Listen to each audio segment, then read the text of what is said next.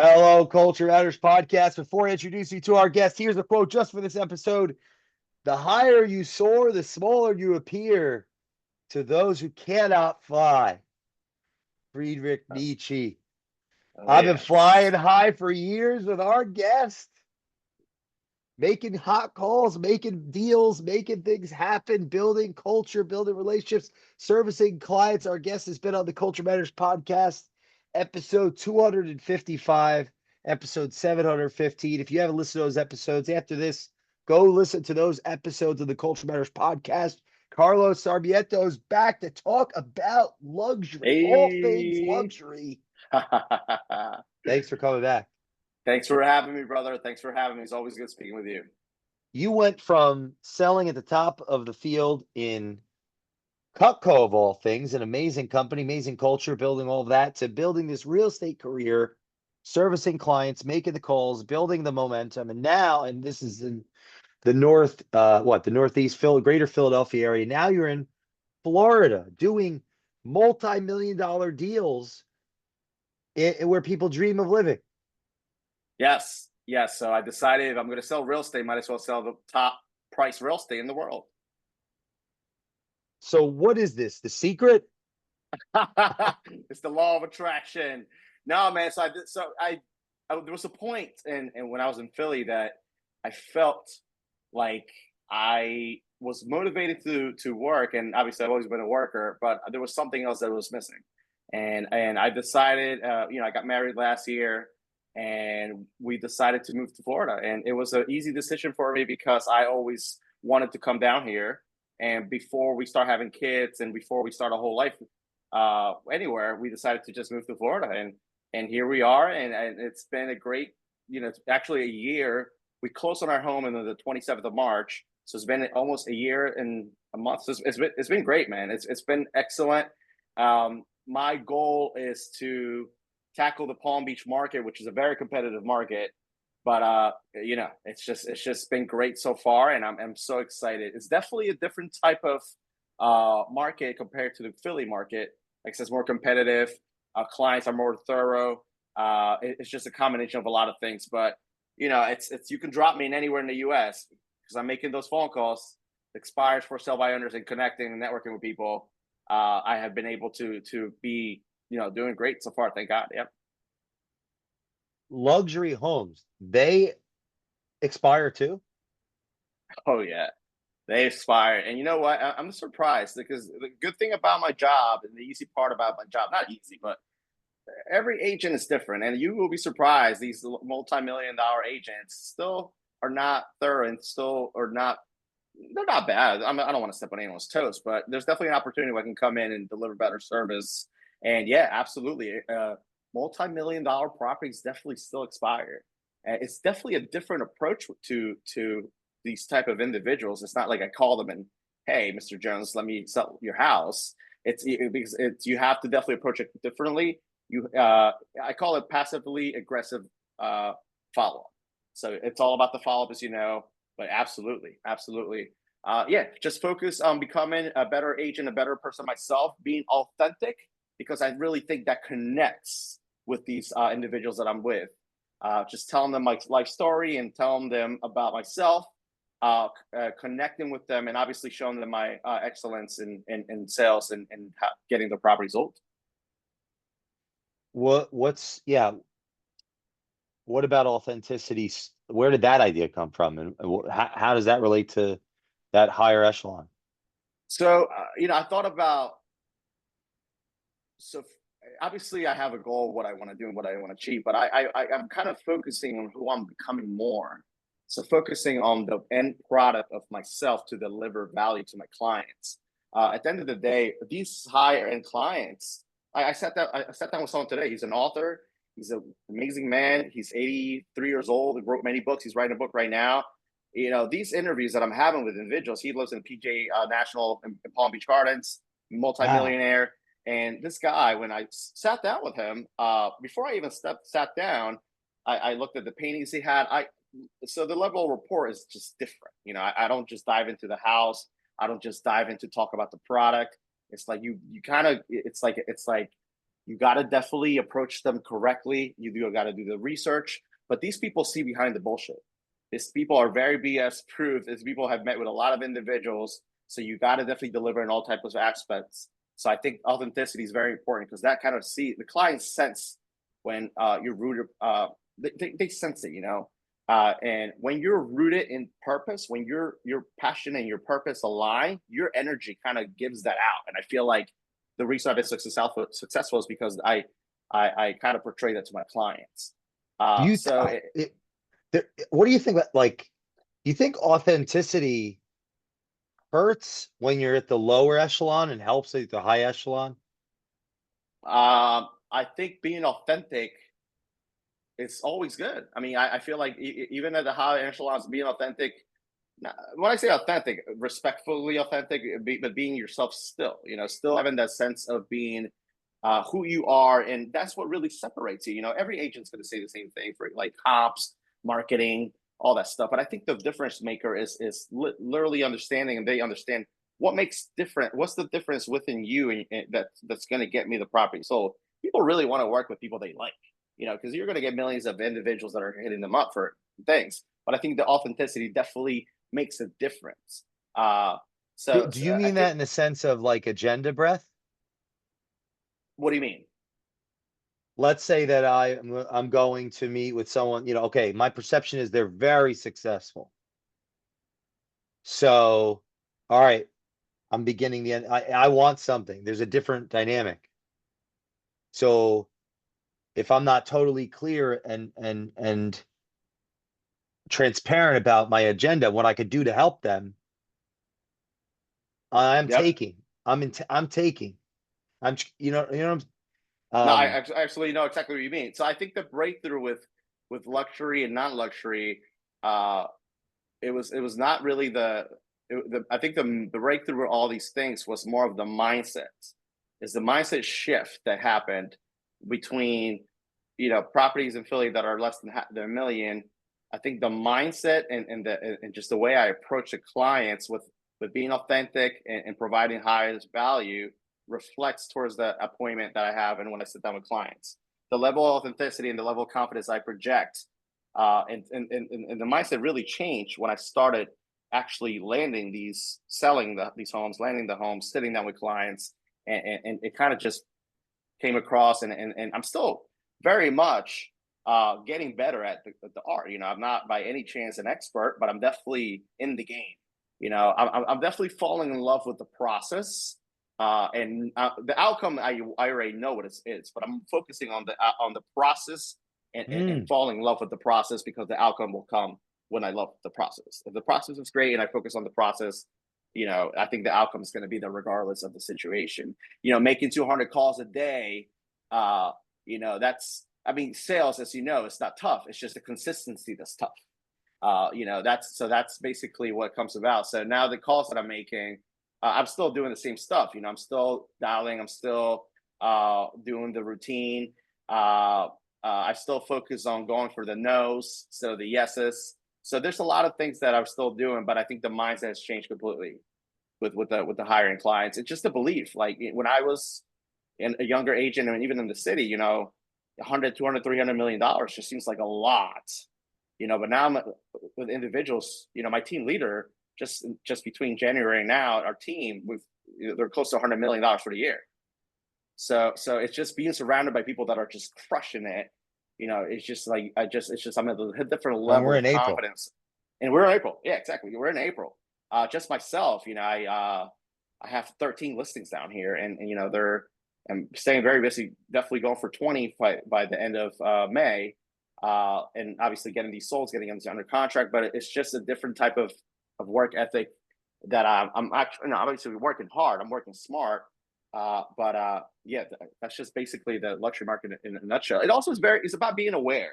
You have Okay. to. I think it's very important to analyze this. I think you have to be aware of the market and be educated on the market. Be educated on what you're doing here. So one of my team leader, which I talk about him because you know he's in the board of realtors here in Palm Beach. He's doing an amazing job. He has a top client right now that they're shopping for $80 million houses, $90 million houses. Everybody knows this guy. I can't really say who he is. Very one of the most popular, probably the most popular motivational speaker in the world. And this, you know, Wow. the level of of excellence and the level of clients is at the top level.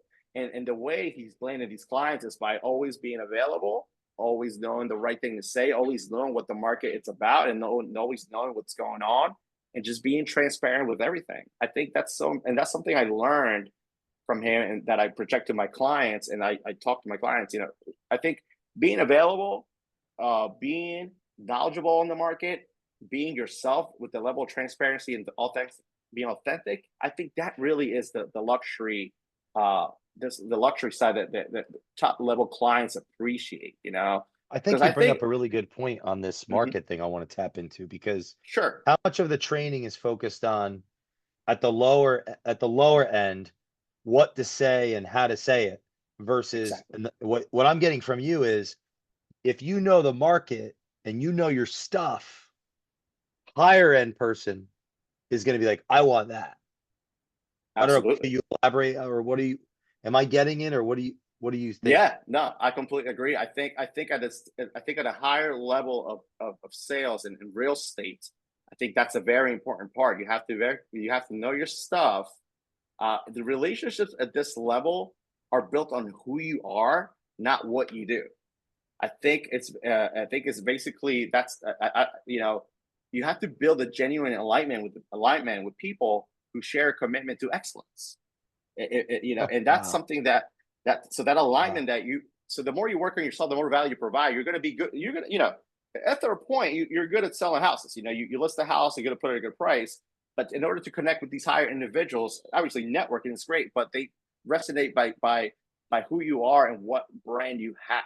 It's the brand. I mean, look at Sirhan. Sirhan's known everywhere. This guy, his brand is untouchable. He's on Netflix. He's on Instagram. He's meeting, you know, everybody. So his brand is based on his authentic. He's authentic, so that's why the brand people love him. You know, I think he's great. You know, so you have to you build a genuine alignment with people by committing and sharing your excellence and building that brand through authenticity. What I'm getting from this you is, so be available, know your stuff, be transparent. That leads to reputation. Absolutely. Absolutely. And I think that's one of the other things that comes with time. You know, I'm very aware that it's a competitive market. And as I'm building my clientele, as I'm building individuals that I consistently talk to and I'm available to, you know, even the follow ups, you know, you have to, a lot of agents or some agents, not all of agents, you know, you're focused on like the follow up. But what type of follow up are you having? Are you having a follow up call where you're like, hey, are you ready to list? Are you having a follow up with a quality value that project you give to the client? Like, for example, like, by the way, 123 Main Street sold for this, or Mrs. Jones did that, or by the way, did you hear that? The market, you know, it's just that type of stuff that Mm. gets people involved. I think I think that's definitely goes on in par with it. But I think obviously as you go along and you focus on having higher goals, you have to kind of it comes from your mindset and basically having the mindset and the belief that you can do that. I think the difference between me listing $1 million place than listing a $200,000 place is just the belief that I can go for the $1 million place. And when I sit down with them, the transparency through my actions that I can land the listing. And like I said, a lot of things are different. Like the marketing, obviously, you have to have great presentation, look good. You have to know what you're talking about. You have to know the market. But I think in order to for you to achieve this higher end luxury homes, it's like the mindset and the belief has to be there. The Your outer world is a reflection of your inner world. So your outer world is a reflection of what you believe inside. So if you're inside thinking like I'm going to crush this listing, I'm gonna get this $10 million house, I'm going to do that's eventually going to occur if you keep making the right moves and you keep doing the right prospecting and you keep following up and all that stuff. So that's I mean the breakthrough is definitely the mindset. I mean it's essentially it's just the energy that you're putting into is still homes. Obviously it's $1 million, multi-million-dollar homes, but it's just the same energy you're putting out. How about, is it, working with a luxury client, what are the nuances, what are they looking for? Yeah. So I can tell you right now, they don't have any time to waste. I can tell you right now, clients at this level know exactly what they want. Client in this level, when it comes to buying or selling, know exactly what they want to get, and they're very, because they got to a certain amount of success in their life. They basically know, and or I feel like some of them are tougher, some of them are not. Kind of like anything else, but that's why I think honesty is always the best way to go. Think being honest with the client, it creates that level of rapport right from the get go, where you can say, "Hey, Mr. Jones, whoever it is, this is what I believe the listing goes for, or this is what I believe you can get the house for, or all that stuff." But I'm willing to fight for the price that you're looking for in a realistic way. So yeah, so it's definitely different. I mean, at the end of the day, it's people. It's a people's business. You're dealing with people. You're dealing with individuals that you have to create a relationship with.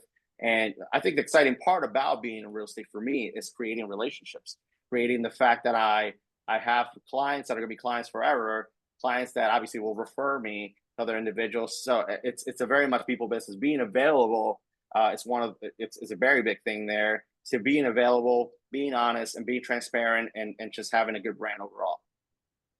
Hmm. What would you say are, quick ways to screw up and undermine a relationship building with, that once in a lifetime feeling opportunity? Yeah. So I think not being available. I think not being available is one of the things that definitely Wait, messes you mean up. I can't do this part-time? I don't even think there's part-time agents anymore. Is there? Like, I don't know if they're even. I think I saw something out there saying that I think 64 something outrageous of amount of percent of agents that have their license haven't even sold a house by this time in the year. Something crazy. I mean, listen, this is not 2020. This is not 2021 where you can be a part-time realtor. You got to really, these days. I am fighting for every deal. I got to tell you, I just got a text from one of my lenders. I have the seller that we're clear to close, but these are in the, there's we have the scenario, the clients needed to close on that time, and it's just like you have to be available, you have to perform at the highest end, you have to be transparent, and yeah, you definitely are fighting for every deal, you're fighting for every listing, you're fighting for all this stuff. The market has changed after the NAR rules. A lot of people think they can come in and become an agent. I mean, obviously you can, but it just takes a lot of work. It takes a lot of dedication. It takes a lot of commitment. It's really a whole business that you're running, and you have to do it correctly. You have to have your system in place, and you have to have um, everything set up to be successful. Can realtors still make money? Yeah, if you work hard, if you're working hard every day, you can make money anywhere. You can do anything you want, but you have to be committed. You have. It's not like you were going to spend 10 hours a day, or 10 hours a week, or 20 hours a week. That's just not happening. If you want to be a good agent, if you want to be on top of everything, you have to spend all the time. I mean, listen, I'm working every day basically. I have showings, open houses, brokers opens. I'm getting pulled for many, many ways, but I love it. I mean, I like being busy. I like, this is exactly what I signed up for. So yeah, absolutely be busy. You got to do your thing, and if you don't have any listings, you got to be calling. You got to be calling the expires. You got to be calling the for sale by owners. Go join some type of country club. Go join some type of place where successful people hang out. They'll do an open house. You have to be doing the things that are going to get you with people that have money, or people that are looking or want to sell a house or want to buy a house. You have to get out there. It's a tough What are it's a some of tough thing the to being a realtor. why?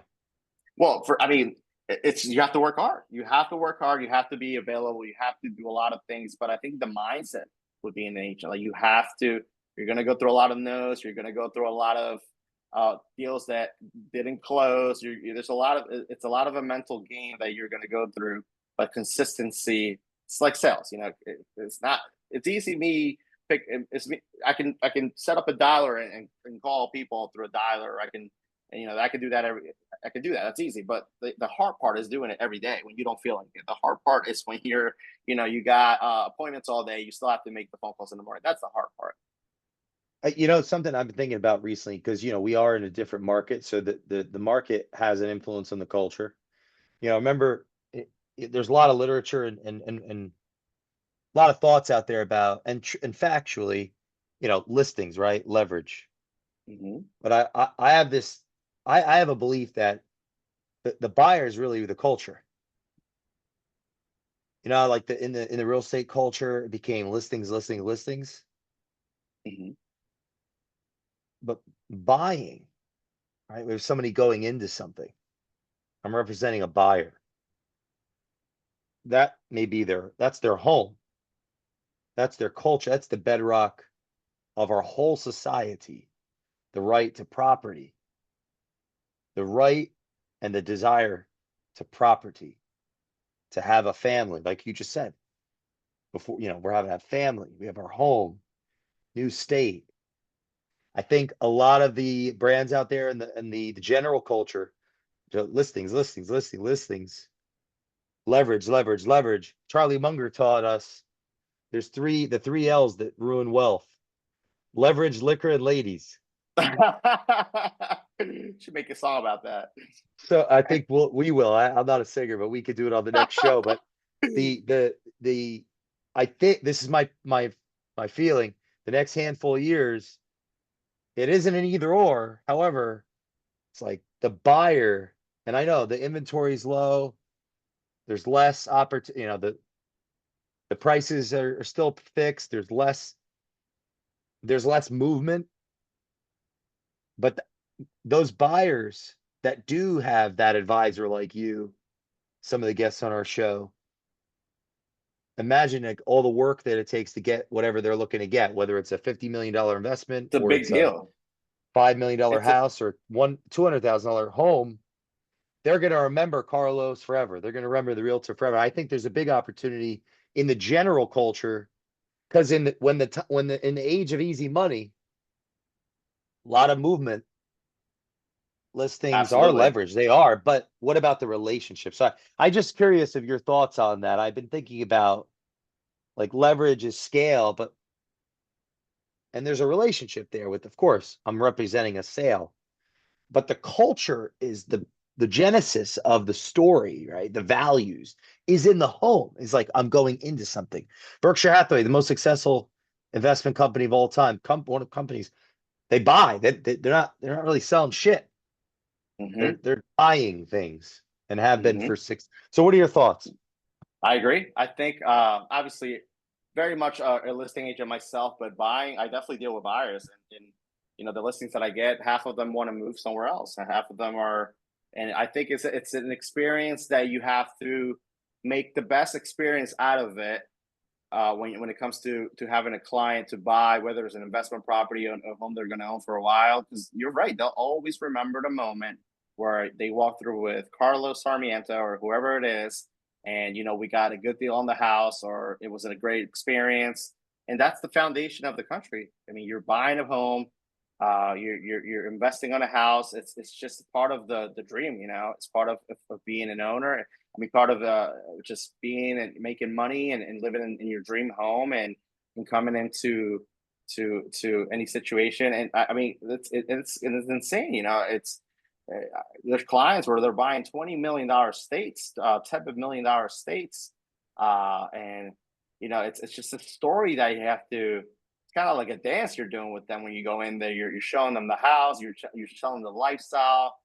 You're basically telling them the positives. You're negotiating the price. You're acting in their best interest as far as getting the best deal. So absolutely, listings are definitely a leverage game, but buying is I mean, I won't ever forget when I bought my first spot. I even I think it's a very important thing. So buying is definitely something that's great. And that's a lot of the people that have bought through me, unless they move to a different state, obviously I refer out, but I'm still in touch with all of them, even if they're not in my state. Why It's is that it's something important? that it's so important because it's just part of the game. Part of it's becoming.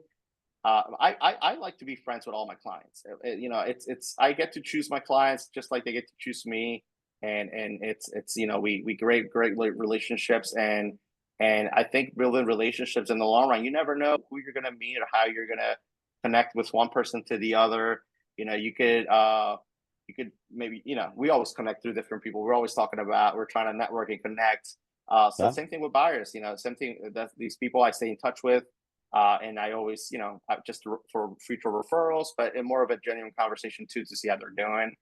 It's always great to build your network and know tons of people. And you know that, I mean, Jay, Well, I just thought while you were talking, I mean, our realtor, when we bought our house in Naples, I've introduced them to 4 people, and I have like a list at least 4 more. And I was thinking about as you were talking, like, oh, who did I answer? Oh shit, yeah, 1, 2, 3. I have another person I'm introducing them to tomorrow, hopefully.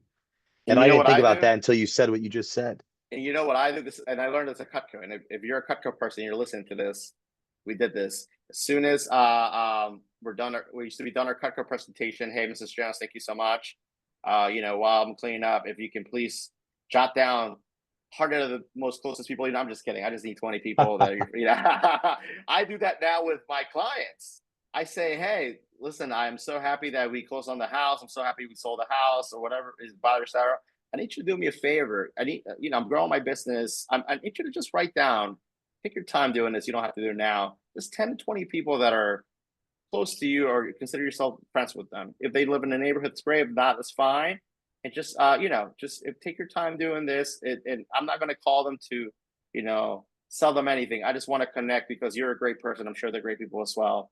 And, sometimes some people are like, oh, you're here. But some of them do write a call, and I call them and I network and I kind of just keep building my network and just keep building on through that. That's just something I do, and I've been doing that for a while since I started.